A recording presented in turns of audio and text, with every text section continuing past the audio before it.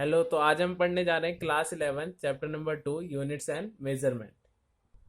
तो last video में हमने जो है डायमेंशन एनालिसिस के बारे में थोड़ा बहुत पढ़ा था, डायमेंशंस के बारे में पढ़ा था, उसको निकालना सीखा था और उसके यूजेस पढ़े थे। अगर आपने वो वीडियो नहीं देखी तो पहले जाके वो वीडियो देखें, फिर आपको ये जो आगे एप्लीकेशन है या ढंग से समझ में आएगी। तो देखिए, एप्लीकेशंस में हम जो पढ़ेंगे कि कहाँ कहाँ इसका यूज होता है, किस किस जगह ये बहुत ज़्यादा काम आता है हमारे। तो देखो, सबसे पहले जो हम इसमें सीखते हैं डायमेंशंस के अंदर एप्लीकेशन में, वो होता है conversion of one system of unit into another. आपको सिस्टम ऑफ यूनिट्स वाली वीडियो अगर याद हो तो हमने बहुत सारे सिस्टम ऑफ यूनिट्स पढ़े थे। एमकेएस सिस्टम हो गया, या फिर एफपीएस सिस्टम हो गया, सीजीएस सिस्टम हो गया, ठीक है, या एसआई सिस्टम जो कि हम इस्तेमाल करते हैं, इंटरनेशनल सिस्टम ऑफ यूनिट्स, ठीक है। तो एक सिस्टम ऑफ यूनिट्स को दूसरे सिस्टम ऑफ यूनिट्स में कैसे कन्वर्ट कर सकते हैं, वो हम सीखेंगे। और ऐसी checking the correctness of various formula, जैसे कि हमारे पास बहुत सारे फार्मूला होते हैं, F is equal to M into A, ऐसे करके बहुत सारे फॉर्मूले हैं, या S is equal to U T plus half A T square. तो ये सारे फॉर्मूलों को चेक करना सीखेंगे कि ये करेक्ट है कि नहीं है, या कोई भी हमको फॉर्मूला दे रखा होगा उसको हम वो फॉर्मूला जो है डायमेंशनली करेक्ट है या नहीं है, ये सब चीज़ें जो है एप्लीकेशंस में हम पढ़ेंगे। और लास्ट जो हम थर्ड पॉइंट है वो है हमारा डेरिवेशन ऑफ फार्मूला। जो नए नए फॉर्मूले हम बना सकते हैं, डेरिवेशन कैसे हम डायमेंशंस के थ्रू जो है फॉर्मूलों को ड्राइव कर सकते हैं, वो भी हम सीखेंगे। तो आज जो हम सीखने जा रहे हैं वो है हमारा conversion of one system of units into another. तो देखिए, कोई भी हमारे पास क्वांटिटी जो होती है, कोई भी क्वांटिटी जो होती है, उसको हम लिखते हैं उसका मैग्नीट्यूड, और साथ में उसका लिखते हैं हम यूनिट, ठीक है। जैसे अगर मैं सिंपल सा एक एग्जांपल दूं, तो जैसे हमारे पास डिस्टेंस है तो डिस्टेंस लिखेंगे 1 किलोमीटर। या फिर अगर हमारे पास वॉल्यूम है तो हम लिखेंगे 1000 मीटर क्यूब। इस तरीके से हम लिखते हैं। तो देखो, पहला हमारे पास क्या है, मैग्नीट्यूड, यानी कुछ उसकी वैल्यू है, और साथ में हमारे पास क्या है, इसकी यूनिट्स। जैसे कि यहाँ पे किलोमीटर में दे रखा है, यहाँ पे हमको मीटर स्क्वायर में दे रखा है। तो इन्हीं सब चीज़ों में हम सीखेंगे कि कैसे हम एक सिस्टम ऑफ यूनिट को दूसरे में चेंज कर सकते हैं। कैसे कोई चीज़ अगर हमको मीटर में दे रखी हो तो कैसे उसको हम सेंटीमीटर में चेंज कर सकते हैं, या कोई चीज़ हमको मीटर क्यूब में दे रखी हो तो कैसे उसको सेंटीमीटर क्यूब में चेंज कर सकते हैं। तो ये सारी चीज़ें जो है इसमें हम सीखेंगे। तो देखो, कोई भी हमारी क्वांटिटी होती है तो उसको हम लिखते हैं मैग्नीट्यूड इनटू में यूनिट्स। तो अगर सिंपल सा ऐसे भी कह सकते हैं कि एक न्यूमेरिकल वैल्यू होती है, न्यूमेरिकल वैल्यू, और साथ में हमारा क्या होता है, यूनिट, ठीक है। तो ऐसे भी हम कह सकते हैं न्यूमेरिकल वैल्यू और यूनिट्स के हिसाब से हम लिखते हैं। तो जैसे कोई भी हमारे पास क्वांटिटी है तो क्यू से हम क्वांटिटी को रिप्रेजेंट कर देते हैं, और एन से हमारी न्यूमेरिकल वैल्यू होगी, और साथ में यू से हमारा यूनिट होगी, ठीक है। तो कोई भी हमारी क्वांटिटी होगी तो कैसे लिखेंगे, एन इंटू यू, इस तरीके से लिख सकते हैं। तो मान लो कि जैसे हमारे पास एक एग्जाम्पल ले लेते हैं, जैसे हमने ले लिया कोई भी हमारे पास एक डिस्टेंस है। ये डिस्टेंस जो है वो है हमारे पास 10 सेंटीमीटर, ठीक है। अगर 10 सेंटीमीटर है तो इसको आप जानते हैं कि 10 सेंटीमीटर का मतलब इसको 100 मिलीमीटर भी लिख सकते हैं, ठीक है। या फिर इसको हम 0.1 मीटर भी लिख सकते हैं। ये तो आप सब जानती हैं, नॉर्मली जो कैलकुलेशन आज से पहले आप करते थे। पर अब इसको हम जो है डायमेंशंस के हिसाब से निकालना सीखेंगे, ठीक है। तो देखो, कोई भी यूनिट होगी तो उसकी एक डायमेंशन होती है, पर्टिकुलर डायमेंशन होती है, ठीक है। तो हमारे पास कोई भी क्वांटिटी है तो उसको हम न्यूमेरिकल वैल्यू इनटू में यूनिट्स के हिसाब से लिख सकते हैं। तो जैसे मैंने आपको एग्जांपल बताया, जैसे यहाँ पे भी अगर आप देखें तो ये हमारी न्यूमेरिकल वैल्यू यानी मैग्नीट्यूड है, और ये हमारी इसकी यूनिट है, और यूनिट है तो हम इसका डायमेंशन भी लिख सकते हैं। तो आप एक चीज समझो, ये वाला system of unit CGS system में सेंटीमीटर, ग्राम और सेकंड वाला सिस्टम जो होता था सीजीएस सिस्टम, ठीक है। अगर इस वाले यूनिट को देखें तो ये हमारा एमकेएस सिस्टम में। तो कैसे हम एक सिस्टम ऑफ यूनिट को दूसरे में कन्वर्ट कर सकते हैं, इस चीज को हम सीखेंगे यहाँ पे, ठीक है, डायमेंशन की हेल्प से, ठीक है। तो सीजीएस और एमकेएस, असलियत में अगर हम बोले तो यही तो डिस्टेंस 10 सेंटीमीटर भी कहते हैं इसी डिस्टेंस को, और इसी को 0.1 भी कह सकते हैं। यानी क्वांटिटी तो सेम है ना, जो हमारी क्वांटिटी है, जो मेजर हमने किया वो वैल्यू तो सेम है। बस यहाँ पे क्या बदल रहा है, इसका मैग्नीट्यूड और यूनिट्स, मैग्नीट्यूड और यूनिट्स बदल रहा है।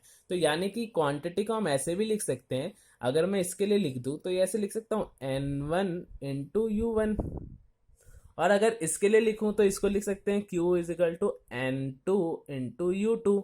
ये फर्स्ट सिस्टम ऑफ यूनिट्स है, ये सेकेंड सिस्टम ऑफ यूनिट्स है, तो क्वांटिटी पर सेम है। ठीक है, ये चीज आ गई आपको समझ में। तो अगर ये दो इक्वेशंस के हिसाब से आप समझो तो इन दोनों इक्वेशन में क्वांटिटी तो सेम है, यानी ये दोनों की दोनों वैल्यूज भी बराबर है, तो यही हो भी रहा है। देखो 10 सेंटीमीटर कह लो या 0.1 मीटर कह लो, दोनों का मतलब सेम ही होता है। तो आप ऐसे भी लिख सकते हो N1 U1 equal to N2 U2। यहाँ तक आया आपको समझ में। तो नॉर्मल सी चीज है, कोई भी हमारे पास वैल्यू दे रखी होती है तो उसके साथ एक हमारा मैग्नीट्यूड होता है और एक हमारा यूनिट होता है, और कोई भी हमारी क्वांटिटी होती है तो अलग अलग सिस्टम ऑफ यूनिट में चेंज करने के लिए हम ये चीज सीख रहे हैं। ठीक है, तो यहाँ तक आ गया आपको समझ में। अब देखो न्यूमेरिकल वैल्यू तो फिक्स होगी, जैसे यहाँ पे 10 है तो 10 तो फिक्स है, और डायमेंशन भी होगी इसकी, जैसे सेंटीमीटर तो एक तरीके का लेंथ है। ठीक है, या हमारे पास तो कुछ भी हो सकता है ना, अगर डायमेंशन निकालना चाहे तो ये तो मैंने सिर्फ एक लेंथ के लिए ले रखी है। आप पे एरिया भी हो सकता है, वेलोसिटी भी हो सकता है, या कोई दूसरी चीज भी हो सकती है। तो इसलिए सिंपल डायमेंशन की जगह मैं क्या लिख देता हूँ N1, और यूनिट के लिए मैं एक डायमेंशन लिख देता हूँ MLT। अब m की पावर क्या है, l की पावर क्या है, या t की पावर क्या है, हमको नहीं पता, तो इसीलिए हम इसको लिख देते हैं a, m की पावर a, l की पावर b और t की पावर c। ठीक है, और क्योंकि ये फर्स्ट के लिए हमने लिखा, फर्स्ट सिस्टम के लिए, तो इसको लिख देते हैं फर्स्ट सिस्टम M1 L1 और T1। ठीक है, ऐसे देखो सिमिलरली यहाँ लिख देते हैं N2 न्यूमेरिकल वैल्यू तो वैसी की वैसी आएगी, और जो डायमेंशन होगी ये सेकंड की न्यूमेरिकल वैल्यू, और इसकी डायमेंशन तो सेम होगी। अगर मान लो ये लेंथ है तो ये भी तो लेंथ है, तो इसकी भी डायमेंशन L और इसकी भी डायमेंशन L, मतलब L की पावर 1। ठीक है, तो ये वन डायमेंशन ऑफ लेंथ है, ये भी हमारा वन डायमेंशन ऑफ लेंथ है, तो इसका मतलब दोनों की डायमेंशन तो सेम है। तो इसको भी हम ऐसा लिख सकते हैं m की पावर a, l की पावर b और t की पावर c, क्योंकि डायमेंशन चेंज नहीं होती, यूनिट्स जब चेंज होती हैं तो उसकी सिर्फ हमारी न्यूमेरिकल वैल्यूज चेंज हो जाती है। ठीक है, पर डायमेंशन चेंज नहीं होती है वहां पे। ठीक है, ये आपको याद रखना है। और क्योंकि ये दूसरी यूनिट दूसरे सिस्टम का है तो इसीलिए इसको 2 डाल देते हैं, तो थोड़ा सा हमको अलग से समझ में आ जाएगा। ठीक है, तो ये आ गया, यहाँ तक आया आपको समझ में। अब देखो होगा क्या, एक सिस्टम की न्यूमेरिकल वैल्यू देगा और डायमेंशन आपको निकालनी होगी, जो भी वो फॉर्म देगा आपको क्वेश्चन, उसके हिसाब से आपको डायमेंशन निकालनी होगी। जो आप डायमेंशन निकालोगे वो उसको यहाँ भी पुट करोगे, और उसी को इस तरफ जिस दूसरी क्वांटिटी में जो हमको निकालना होता है उसमें भी पुट करोगे आप, जैसे m की पावर 1, t की पावर 1, l की पावर 1, ऐसे करके हमारी डायमेंशंस आएगी। अभी हम एग्जाम्पल भी करके देखेंगे। ठीक है, तो यहाँ से देखो दूसरे की न्यूमेरिकल वैल्यू आपसे पूछी जाती है, तो अगर सेकंड की न्यूमेरिकल वैल्यू लो तो इनको इधर लाना पड़ेगा, तो कुछ इस तरीके से बन जाएगा। देखो N1 ये तो हमारी न्यूमेरिकल वैल्यू हो गई, और यहाँ लिख देते हैं M1 की पावर a, LB1, TC1, और नीचे क्या लिख देते हैं M2A, L2B और T2C। ठीक है, ये किसके बराबर आएगा, N2।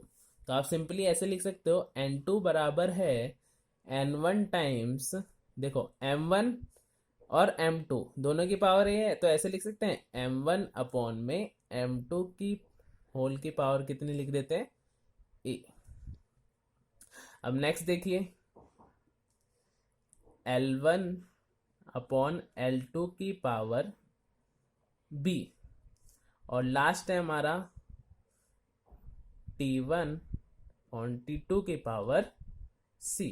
तो एक हमारा ये फॉर्मूला बन गया। ये आपको मेन फॉर्मूला जो है याद रखना है कि हमारे जो भी हमारे पास यूनिट्स होगी उनको डायमेंशन के हिसाब से कैसे निकालेंगे। अब हम इसको निकालना सीखते हैं। ठीक है, तो जैसे एक सबसे इजीएस्ट ले लेते हैं हम, जैसे कि हमने एक सीखा था पहले आपने 9th क्लास में भी पढ़ा होगा, किलोमीटर पर आवर को चेंज करना होता है मीटर पर सेकंड में, ठीक है। तो 1 किलोमीटर पर आवर को मीटर पर सेकंड में चेंज करेंगे तो पूछ रहे कितने मीटर पर सेकंड। तो देखो ये हमारी फर्स्ट यूनिट है तो ये n1 हो गया, और ये हमारा सॉरी ये फर्स्ट न्यूमेरिकल वैल्यू तो n1 और ये फर्स्ट यूनिट तो u1, ये हमको निकालना है यानी n2 हमको निकालना है, और ये हमारा क्या है हमारे पास सेकंड यूनिट यानी u2, ठीक है। सबसे पहला काम क्या करना है आपको, डायमेंशन निकालना है। तो देखो डायमेंशन क्या है, तो ये लेंथ है और ये टाइम है, तो हमारी डायमेंशन निकलेगी m⁻0।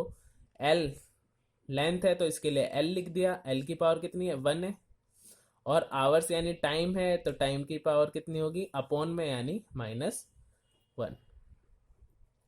तो अगर कंपेयर करो तो m की पावर a, तो a की वैल्यू कितनी होगी 0, l की पावर b तो b की वैल्यू कितनी होगी 1। कंपैरिजन आते हैं ना, m की पावर a और l की पावर b और t की पावर c, ये हमने अभी फॉर्मूले में पढ़ा था ना। m की पावर में क्या होता है a फिर b फिर c, अपने हिसाब से ले सकते हैं, x y z भी ले सकते हैं, आपकी मर्जी है। तो c की पावर कितनी हो जाएगी -1। यहाँ तक आ गया आपको समझ में। अब सिंपली आपको क्या करना है, देखो फॉर्मूला लिखना है, n2 की वैल्यू आपको निकालनी है, फाइंड करनी थी। तो n2 equal to n1, n1 कितना दे रखा है देखो कितना है 1, तो 1 पुट करेंगे यहाँ पे।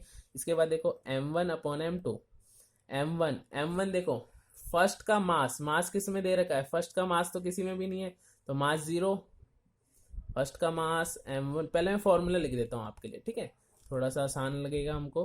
a फिर लेंथ की पावर L1 L2 की पावर b और T1 अपॉन T2 की पावर c, ठीक है। अब देखिए n2, क्योंकि हमको यहाँ पे कन्वर्स करनी है यूनिट को, तो यहाँ पे देखिए मैंने n1 की पावर तो n1 की वैल्यू तो सेम एज इट इज लिख दी। अब देखो मास यहाँ पे देखो मास यहाँ पे किस चीज में दे रखा है, मास तो है ही नहीं, ये तो लेंथ है और ये टाइम है, तो मास तो 0 है, तो इसको ले लेते हैं 0 अपॉन में 0, ठीक है। या फिर आप चाहो तो इसको छोड़ सकते हो, ठीक है, ये चीज समझ सकते हो कि क्योंकि देखो 0/0 वो इन्फिनिटी जैसा हो जाएगा, तो अगर किसी की डायमेंशन 0 है तो आप उसको छोड़ देंगे, ठीक है, हम उसको निकालेंगे नहीं, छोड़ देते हैं उसको। तो ये वाली चीज को हम छोड़ देते हैं। L1 अपॉन L2, L1 देखिए फर्स्ट यूनिट में फर्स्ट जो क्वांटिटी थी उसके अंदर लेंथ किस में दे रखी है किलोमीटर में, तो फर्स्ट क्वांटिटी में लेंथ किलोमीटर में, तो यहाँ लिख दिया हमने किलोमीटर, ठीक है। तो ये हमारा 1 किलोमीटर था अपॉन में, ठीक है। सेकंड की लेंथ किस में दे रखी है हमको मीटर में, तो इसको लिख दिया 1 मीटर, ठीक है, या 1 भी हटा सकते हो, आपकी मर्जी है वो भी, ठीक है। देखिए फिर पावर b की वैल्यू कितनी है 1, तो 1 पुट कर दिया। टी की भी ऐसी वैल्यू पुट कर देंगे। T1 देखो टाइम इधर किस में है आवर्स में, तो यहाँ लिख देंगे आवर्स, और यहाँ टाइम किस में है देखो सेकंड्स में, तो इसको लिख देंगे सेकंड्स। और c की वैल्यू कितनी है -1, तो इसको लिख दिया हमने -1। देखिए आगे के स्टेप में हमको क्या करना है, सिंपली हमको जो मीटर है उनको कैंसिल करना है, ठीक है। तो हमको सिर्फ कैंसिल करना है, इसलिए देखो हम क्या करेंगे, सिर्फ यहाँ पे हम कन्वर्ट करेंगे, n2 की वैल्यू हमको निकालनी है, ये तो 1 है तो इसको छोड़ देते हैं या फिर ऐसे ही लिख देते हैं। अब देखो 1 किलोमीटर इक्वल टू कितने मीटर होते हैं 1 किलोमीटर में, तो हम लिख सकते हैं 1000 मीटर अपॉन में मीटर की पावर कितनी है 1, ठीक है। ऐसे देखो हमको आवर्स को किस में चेंज करना है सेकंड में, तो 1 आवर का मतलब होता है 3600 सेकेंड्स अपॉन में सेकेंड्स, और इसकी पावर कितनी हो जाएगी -1। तो ये इससे कैंसिल, ये इससे कैंसिल, तो कुछ इस तरीके से आ जाएगा 1 इंटू में 100 की पावर 1, और 3600 की पावर -1 का मतलब उल्टा, तो अपॉन में लिख सकते हैं इसको सिंपली। तो यहाँ लिख देता हूँ 3600, पावर 1 का मतलब छोड़ भी सकते हो आप सिंपली। देखो 2 0 से 2 0 कैंसिल, और ये हो गया 5 और ये चला जाएगा 18, 2 से हमने इसको कट कर दिया, तो n2 की वैल्यू कितनी आ गई 5 अपॉन में 18। तो हमारा सिंपल वैल्यू हम लिख सकते हैं 5 अपॉन में 18, और n2 और यूनिट क्या थी हमारे पास मीटर पर सेकेंड। तो आप क्या याद रख सकते हो कि 1 किलोमीटर पर आवर में कितने मीटर पर सेकंड होता है 5 अपॉन में 18। इस तरीके से आप इसको निकाल सकते हो, ठीक है। एक और लेते हैं, देखें नेक्स्ट जो हम लेते हैं 1 न्यूटन इंटू डायन। ठीक है, बहुत इंपॉर्टेंट क्वेश्चन है, बहुत बार पेपर में भी आ चुका है। तो देखिए न्यूटन जो होता है वो हमारा एमकेएस सिस्टम का है, और जो हमारा डायन होता है वो हमारा सीजीएस सिस्टम का है। ठीक है, दोनों हमारे फोर्स की यूनिट्स होती हैं। ठीक है, फोर्स की यूनिट्स होती हैं। तो देखो एमकेएस सिस्टम का मतलब न्यूटन को आप सिंपली डिफाइन कर सकते हो 1 newton is equal to, newton यानी फोर्स और फोर्स यानी मास इनटू एक्सेलरेशन, और इस तरीके से आप यहाँ से डायमेंशन निकालनी है आपको।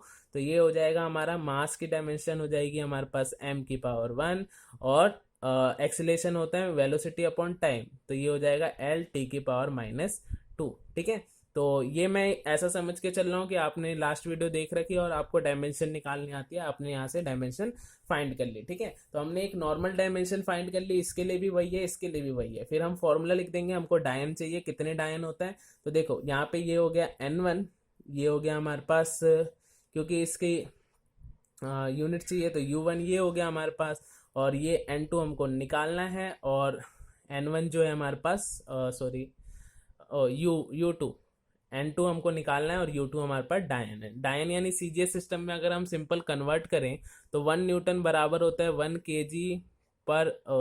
kg मीटर पर सेकेंड स्क्वायर। ठीक है, 1 kg मीटर पर सेकेंड स्क्वायर के बराबर होता है एमकेएस सिस्टम में। ठीक है, और इसी को अगर सीजीएस में लिखें तो केजी जो होगा, क्योंकि सीजीएस तो यानी हमारे पास सीजीएस तो यानी हमारे पास मास किस में होगा, ग्राम में, तो हम इसको लिख देते हैं ग्राम, और लेंथ होगी सेंटीमीटर में, सेंटीमीटर पर सेकेंड स्क्वायर। ठीक है, तो इसमें हमको ये दे रखा है सेकेंड यूनिट। ठीक है, जो कि डायन के हिसाब से हमने निकाल दिया। अब देखो सिंपल हम फॉर्मूला पुट कर देंगे, N2 इज इक्वल टू, मैं यहाँ पे फॉर्मूला लिख देता हूँ। तो मैंने आपके लिए यहाँ पे जल्दी से सॉल्व कर दिया इसको। सिंपली हमने यही कर रखा है, फर्स्ट सिस्टम के अंदर मास जो था वो केजी में था तो केजी लिख दिया, सेकंड सिस्टम के अंदर ग्राम में था तो ग्राम लिख दिया, फर्स्ट सिस्टम के अंदर लेंथ जो थी वो मीटर में थी तो मीटर लिख दी, सेकंड सिस्टम में लेंथ जो थी वो सेंटीमीटर, सेंटीमीटर लिख दिया, सेकंड भी फर्स्ट सिस्टम में भी सेकंड सिस्टम में भी सेकंड, तो टाइम टाइम लिख दिया हमने। फिर ABC हमने डायमेंशन निकाली थी, वहां से हमको डायमेंशन मिल गई थी 1 डायमेंशन ऑफ